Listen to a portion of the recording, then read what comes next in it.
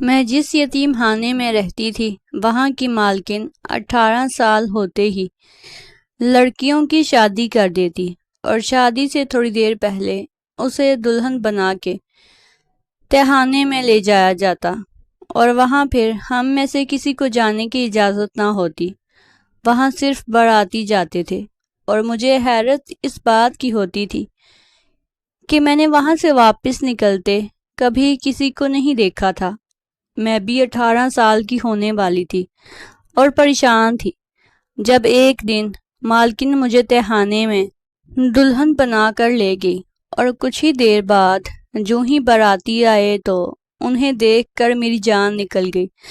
رات کے 12 بج رہے تھے اور میں بے چینی سے کروٹیں بدل رہی تھی۔ ٹاٹ کی بوریوں سے بستر بنائے گئے تھے۔ پہلے پہل ان بستروں پر سونے کی عادت نہیں تھی کہ کبھی ایسی جگہ سوئی نہیں۔ رات سوتے میں یہ بستر عجیب سی خارش کرتے تھے۔ جب میں اٹھ بیٹھی ایک نظر نیم اندھیرے میں بڑے سے ہال نما کمرے پر ڈالے، میں نے 2 قدم پر بچھے تقریباً 25 بستر دیکھے۔ بظاہر باہر سے بڑا دکھنے والا یتیم خانہ اندر سے بنجر اور خستہ تھا۔ میں رات وہیں کھڑکی پر کھڑی باہر دیکھنے لگی۔ گرمی کی شدت اور ماحول میں بڑھتے حبس سے الگ پسینے جاری تھے۔ جب کچھ دن پہلے کا منظر آنکھوں میں گھوما اور آنکھیں نم ہونے لگی، لیکن میں اپنے غم کو جھٹک گئی اور آنسو پونچھتے پلٹنے لگی کہ یہ تو اب روز کا ہونے والا تھا کہ میری رہائش اب اسی یتیم خانے میں تھی اور یہیں زندگی بسر کرنی تھی۔ تب ہی واپس پلٹنے لگی جب میری نظر نیچے کے منظر پر ٹھہر گئی۔ اندر سے یتیم خانے کی میڈم جو یہ یتیم خانہ سنبھالتی تھی وہ چپکے سے باہر نکلی۔ باہر ایک آدمی کھڑا تھا۔ میں نے پہلے اس پر غور نہیں کیا تھا کیونکہ وہ کالے ہی لباس میں موجود تھا اور اندھیرے میں تھا۔ جب وہ روشنی میں آیا تو میں نے دیکھا اس نے اپنا چہرہ سیاہ نقاب میں چھپا رکھا تھا۔ اس نے میڈم کے ہاتھ میں ایک بڑا سا بیگ پکڑایا۔ جب میڈم نے اپنی ملازمہ کے ذریعے یتیم خانے کی ہی ایک لڑکی کو باہر بلوایا، وہ لڑکی کچھ عجیب تھی۔ اندھیرے میں ہونے کے باوجود مجھے محسوس ہوا تھا جیسے وہ لڑکی کانپ رہی ہو اور بہت زیادہ خوفزدہ ہو۔ غور کرنے پر معلوم ہوا کہ وہ لڑکی رو رہی تھی۔ ابھی میں معاملے کو صحیح طرح سمجھی نہ تھی۔ غور کرنے کی کوشش ہی کر رہی تھی کہ میڈم کی ملازمہ کی نظر مجھ پر پڑ گئی۔ انہوں نے فوراً میڈم کو کھڑکی کی جانب دیکھنے کا کہا۔ اس کی آواز مجھے اوپر تک آئی تھی۔ وہ کہہ رہی تھی، میڈم کوئی لڑکی کھڑکی پر کھڑے دیکھ رہی ہے۔ اس کی آواز سے میں نے اندازہ لگایا وہ مجھے نہیں پہچانی۔ اندھیرا ہونے کے باعث صرف عکس دیکھ سکے۔ میں فوراً نیچے ہو گئی اور جلدی سے بستر پر لیٹ کر چادر تان کر آنکھوں پر یوں ہاتھ رکھ لیا کہ میری آنکھیں نظر نہ آئی، لیکن میرا دل اس قدر تیز دھڑک رہا تھا کہ پسلیاں توڑ کر باہر نکل آئے گا۔ میں بری طرح ڈر گئی تھی کہ مجھے کسی کی سیڑھیاں چڑھنے کی آواز آئی۔ خاموشی ہونے کے باعث آہٹ مجھے اپنی جانب متوجہ کر رہی تھی۔ میرا اندازہ جو ثابت ہوا اور اچانک کمرے میں کوئی داخل ہوا۔ میں اپنی سانس تک روک گئی جب اس کمرے میں میڈم کی آواز گونجی، چیک کرو سمیرا، ان میں سے کون جاگ رہا ہے، کون کھڑکی پر کھڑا جاسوسی کر رہا تھا۔ ان کی زوردار آواز سنتے ہی میری روح فنا ہو گئی۔ سمیرا ان کی ملازمہ کا نام تھا۔ سمیرا ایک ایک کر کے شاید سب کو دیکھنے لگی۔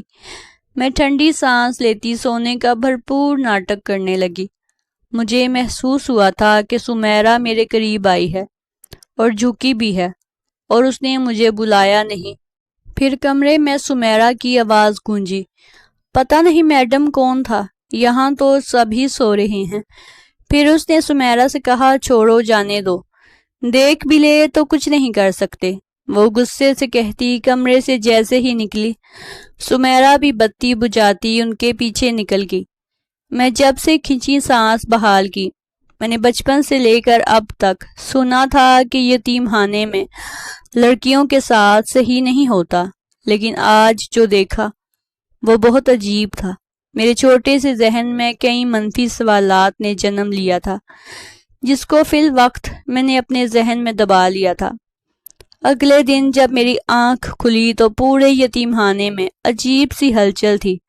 ہر کوئی ایک دوسرے سے سرگوشیاں کر رہا تھا۔ میں نے پریشانی سے سارا معاملہ ملاحظہ کیا، لیکن کچھ سمجھ نہ آیا، تو کچھ فاصلے پر بیٹھی 3 لڑکیوں کے پاس گئی، جو بہت اداس انداز میں ایک دوسرے سے بات کر رہی تھی۔ میرے آنے پر ایک دم چپ ہو گئی۔ میں نے ان سے اس متعلق پوچھا کہ کیا ہوا، اتنا پریشان کیوں ہو؟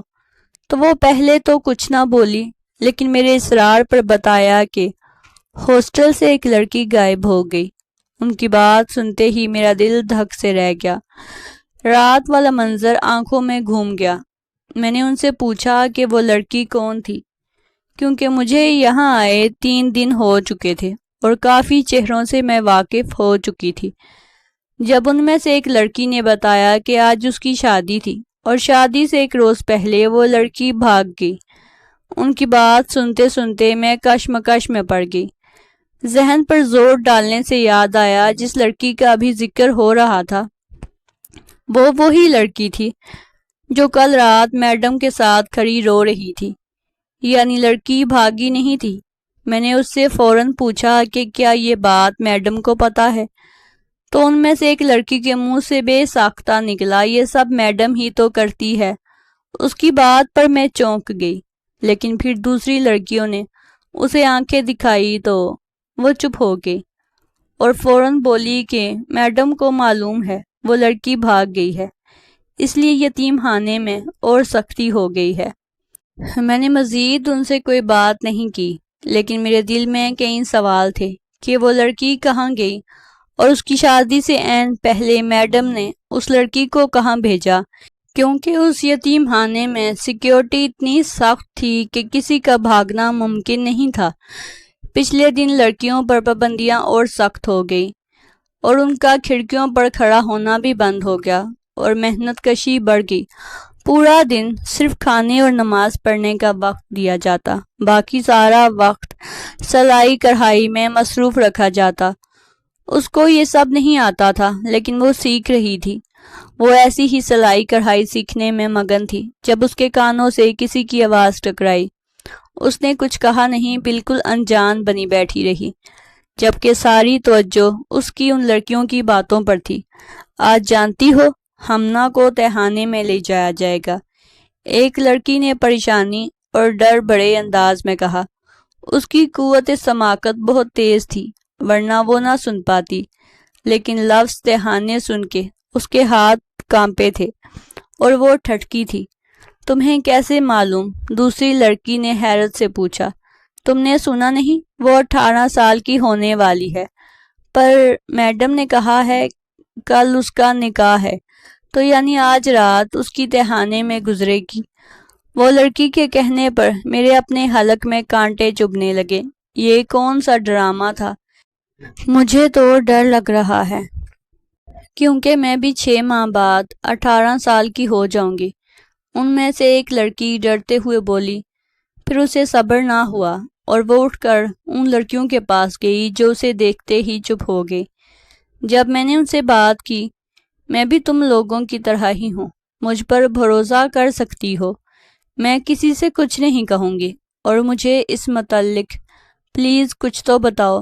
میرے عاجزانہ کہنے پر وہ لڑکیاں ایک دوسرے کو دیکھنے لگیں۔ پھر ان میں سے ایک لڑکی نے گہری سانس خارج کرتے مجھے تفصیل بتائی۔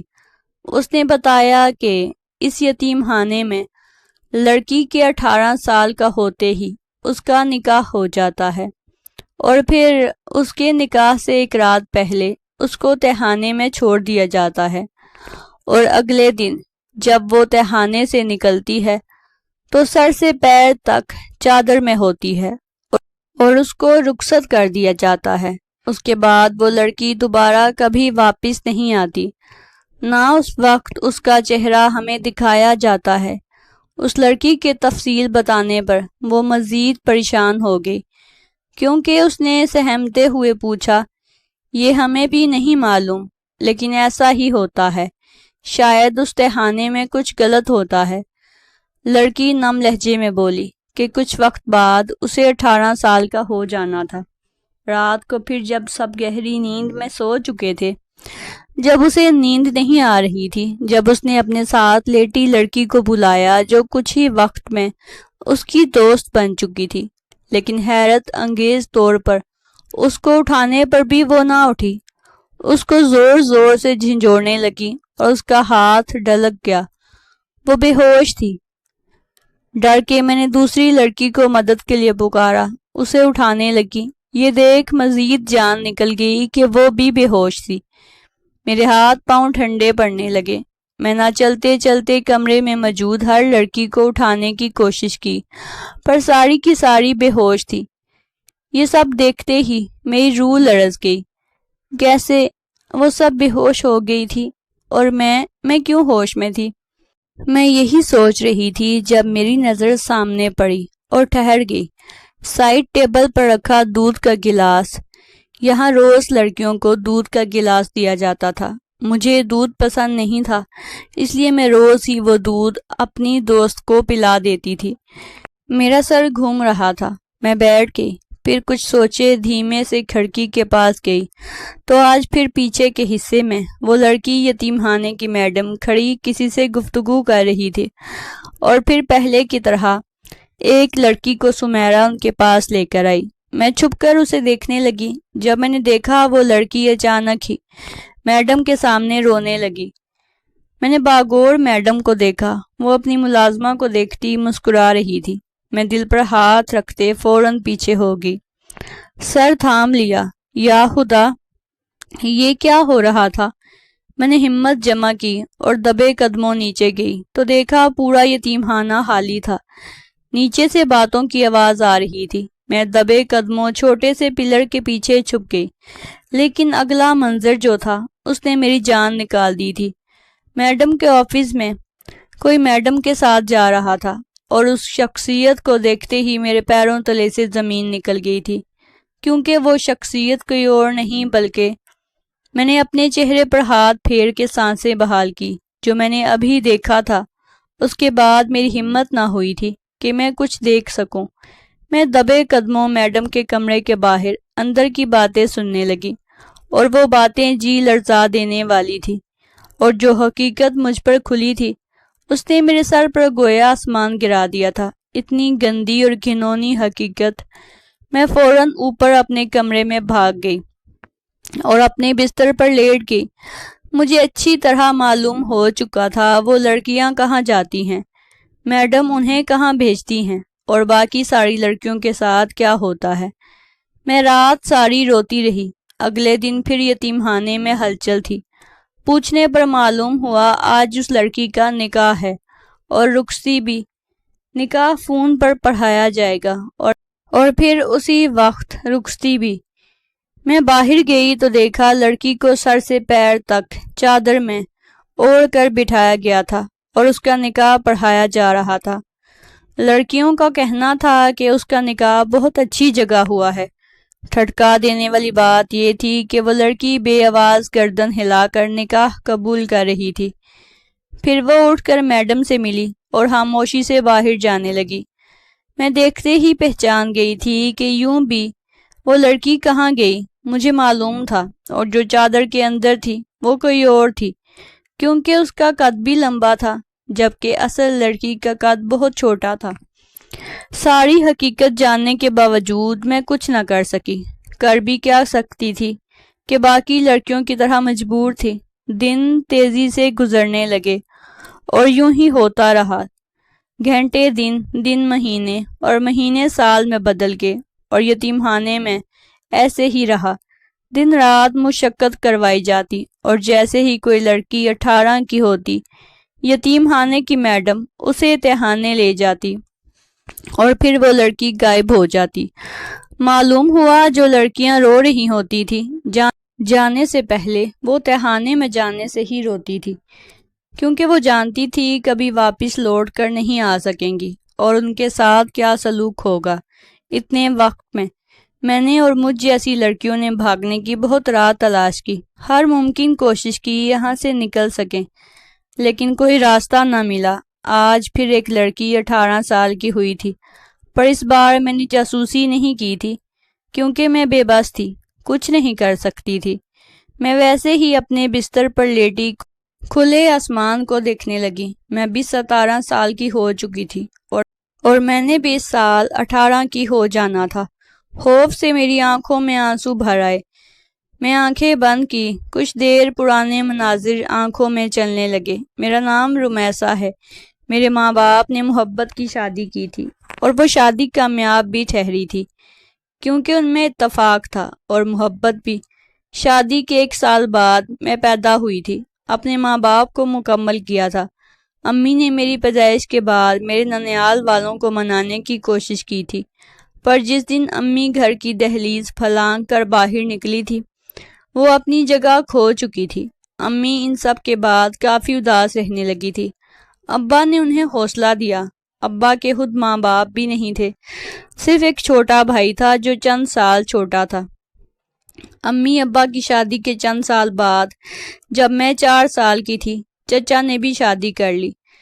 چچا نے جس لڑکی سے شادی کی وہ بہت اچھی تھی، اماں کی مدد کرتی تھی اور کبھی بدتمیزی نہ کرتی۔ وقت گزرتا رہا۔ جب میں 8 سال کی ہوئی تو ایکسیڈنٹ میں اماں کا انتقال ہو گیا۔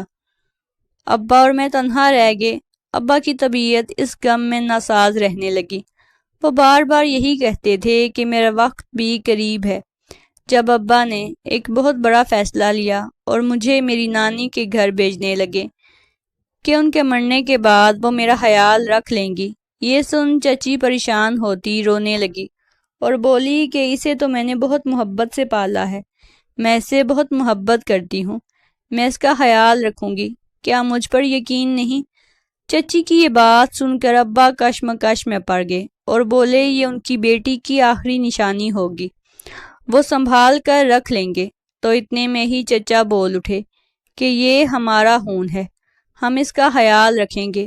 پر ایک چیز جو اس وقت مجھے پریشان اور وحشت میں ڈال رہی تھی وہ یہ تھی کہ انہوں نے ایک مرتبہ بھی ابا کو زندہ رہنے کا حوصلہ نہیں دیا تھا، ایک بار یہ نہیں کہا تھا کہ آپ کو کچھ نہیں ہوگا، بلکہ اس کے بعد ابا نے میری وصیت اور کسٹڈی ان کے نام کر دی اور ابا کی طبیعت مزید خراب رہنے لگی کہ وہ چند ماہ میں ہی فوت ہو گئے اور ان کی فوت کی خبر میرے سر پر آسمان بن کر گری۔ مجھے کئی دن تک ہوش نہیں رہا۔ چچا کھانا پینا رکھ جاتے اور حوصلہ دیتے، جبکہ اس دن کے بعد سے چچی نے میری جانب دیکھنا بھی گوارا نہ کیا۔ جب کچھ دن بعد میرے چچا کا رویہ بھی میرے ساتھ بگڑنے لگا، وہ بات بات پر مجھ پر چلاتے، برا بھلا کہتے اور کمرے میں بند کر دیتے۔ میں اندر بیٹھ کر روتی رہی۔ چچی کے چہرے پر الگ ہی چمک رہنے لگی تھی، لیکن چچی مجھے کچھ نہ کہتی۔ ایک دن چچا شہر سے باہر گئے تو مجھے کمرے میں بند کر گئے۔ چچی میرے کمرے میں آئی اور رونے لگی۔ میں چچی کا رونا دیکھ پریشان ہو گئی۔ چچی نے کہا کہ تمہارے چچا بہت ظالم ہیں، وہ تمہیں جان سے مار دیں گے۔ ان کی بات سنتے ہی میں ڈر گئی۔ میں نہیں جانتی تھی چچی ایسا کیوں کہہ رہی تھی، اور چچا واقعہ ہی میرے ساتھ ایسا کرنا چاہتے ہیں، لیکن چچا کے اب تک کے رویے نے یہی ظاہر کیا تھا۔ میں نے روتے ہوئے چچی سے مدد مانگی اور وہ مجھ سے پیار کرتی بولی کہ میرے ساتھ چلو، میں تمہیں تمہارے ننیال چھوڑاؤں گی۔ میں مان گئی اور چچی کے ساتھ چلی گئی۔ جب چچی مجھے اس یتیم خانے لے آئیں اور پوچھنے پر میرے سامنے رونے لگی اور بولی میں بہت مجبور ہوں، تمہارے والد کے انتقال کے بعد تمہارا چچا بہت بدل گیا، وہ پیسوں کے عوض تمہاری شادی اپنے کسی جاننے والے سے کروانا چاہتے ہیں جو بوڑھا ہے اور شرابی بھی، وہ اسی کام سے شہر سے باہر گئے ہیں اور جیسے ہی واپس آئیں گے تمہاری شادی کر دیں گے اور ہم کچھ نہیں کر پائیں گے۔ میں یہ بات کرنے تمہارے ننیال بھی گئی تھی، لیکن ان لوگوں نے تمہیں رکھنے سے انکار کر دیا۔ کہنے لگے مارو پھینکو کچھ بھی کرو مگر یہاں مت لانا، اب آخری راستہ یہی ہے، زندگی جہنم بننے سے بہتر ہے کہ تم یہاں رہو، یہ بہت اچھی جگہ ہے، یہ لوگ تمہارا بہت خیال رکھیں گے۔ چچی کے بولنے پر میری جان نکلنے لگی۔ میں نے چچی کے ہاتھ تھام لیے تھے۔ چچی ایسا مت کریں، مجھے ایک بار نانی کی طرف لے جائیں، میں ان کے پاؤں پکڑ لوں گی، لیکن مجھے یہاں مت چھوڑیں، یہاں بہت برا سلوک ہوتا ہے۔ مجھے جتنی سمجھ تھی میں نے ویسے گزارش کی تھی۔ میری بات سنتے ہی چچی ایک دم بھڑک گئی۔ تمہیں سمجھ کیوں نہیں آ رہا، تمہاری ضد نقصان دہ ہے۔ یہ بول کر چچی نے مجھے وہیں چھوڑا اور باہر نکل گئی۔ میں چچی کے پیچھے جانے لگی تو سمیرا نے مجھے پکڑ لیا اور چچی وہاں سے چلی گئی۔ میں جانتی تھی چھوڑ کر جانے والے کبھی واپس نہیں آتے۔ میں نے پھر بھی ہر روز چچی کا انتظار کیا، لیکن چچی نہیں آئی۔ ایسے ہی سالوں گزر گئے اور میں نے خود کو سمجھا لیا کہ اب مجھے ایسی زندگی سے موت ہی رہائی دے سکتی ہے۔ میں آنکھیں بند کیے اپنی زندگی کے متعلق سوچ رہی تھی۔ اماں ابا کی یاد بھی شدت سے آ رہی تھی جب اچانک مجھے کسی نے بازو سے پکڑا۔ میں نے چونک کر آنکھیں کھولی تو سمیرا مجھے کھڑے ہونے کا کہہ رہی تھی۔ میں اسے دیکھتے ہی ڈر گئی۔ میں نے ایک نظر پورے کمرے میں گھمائی تو سب معمول کے مطابق سو رہے تھے۔ میری جان نکلنے لگی یہ سوچتے کہ اس نے مجھے جاگتے دیکھ لیا ہے۔ چلو میرے ساتھ، وہ بولی تو میں نے فوراً تیزی سے نفی میں سر ہلایا۔ میں کہیں نہیں جاؤں گی۔ میرے بولنے پر سمیرا نے زبردستی بازو سے پکڑتے مجھے کھڑا کیا۔ اٹھو، ڈرامے کرنے کی ضرورت نہیں ہے۔ سمیرا نے زبردستی کھڑا کیا تو میرے منہ سے بے اختیار نکلا، میں ابھی 18 سال کی نہیں ہوں، مجھے مت لے کر جاؤ۔ میرے کہنے پر سمیرا مجھے باغور دیکھنے لگی۔ تمہاری قسمت اچھی ہے جو میں تمہیں لے کر جا رہی ہوں، اب دیر مت کرو اس سے پہلے کہ تمہارے ساتھ کچھ برا ہو۔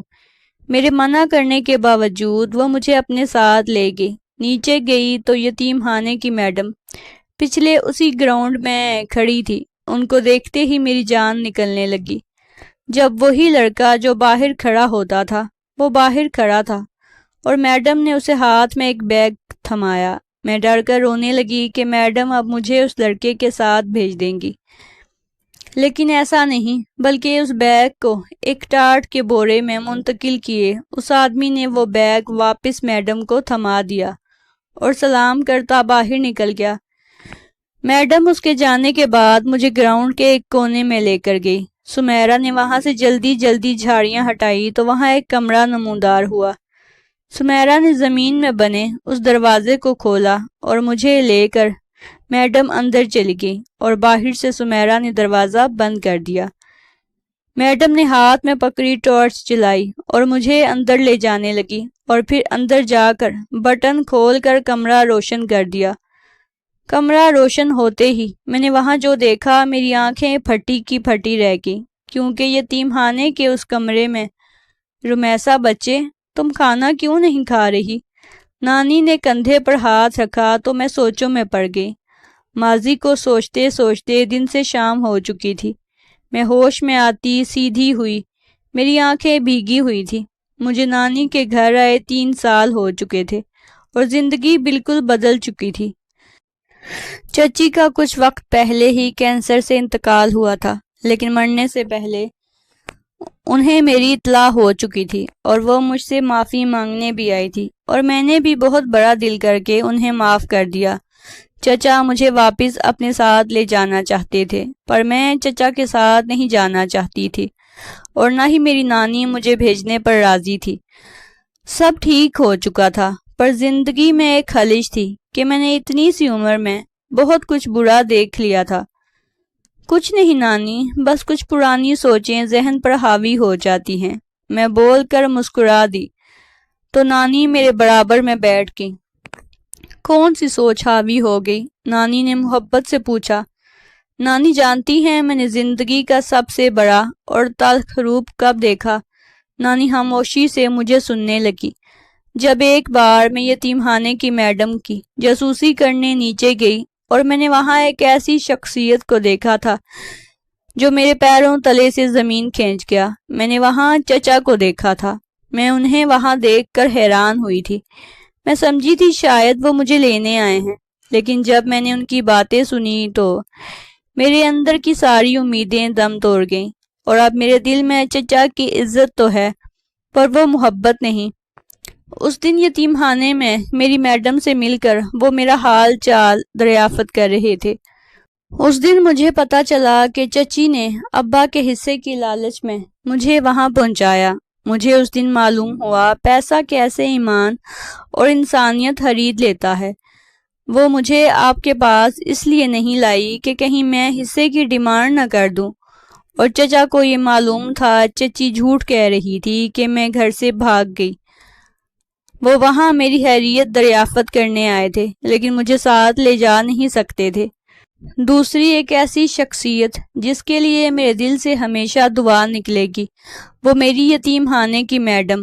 وہاں پر بڑے بڑے لوگ فنڈ دیتے تھے اور بدلے میں ان لڑکیوں کی شادی کسی بڑے طلاق یافتہ یا کسی غیر غلط بندے سے پیسوں کی عوض کرواتے تھے، تو میری میڈم ہمیں چپکے سے نکاح سے پہلے بھگا دیتی تھی، اور پھر جتنی مشقت ہم نے کی ہوتی تھی وہ جمع ہوتی تھی۔ ان پیسوں سے وہ آدھا حصہ ہمیں دیتی تھی اور آدھا ان غلط عورتوں لڑکیوں کو جن کی شادی ہماری جگہ ان لوگوں سے کی جاتی تھی۔ جب میں اس تہخانے میں گئی تو وہاں ہر ایک محنت کی پائی جمع دیکھی۔ میں نے اتنی مہربان اور نیک عورت، مخلص جذبہ رکھنے والی کہیں نہیں دیکھی۔ کبھی کبھی اپنوں سے زیادہ غیر ساتھ دیتے ہیں۔ میں بول کر رونے لگی تو نانی نے روتے روتے گلے لگا لیا۔ اس دن یتیم خانے سے بھاگتے وہاں کی میڈم نے نانی کا پتہ نکلواتے میری نانی کے سپرد مجھے کیا، اور میری نانی نے اماں کی موت کا سنتے ہی روتے ہوئے مجھے سینے سے لگا لیا تھا۔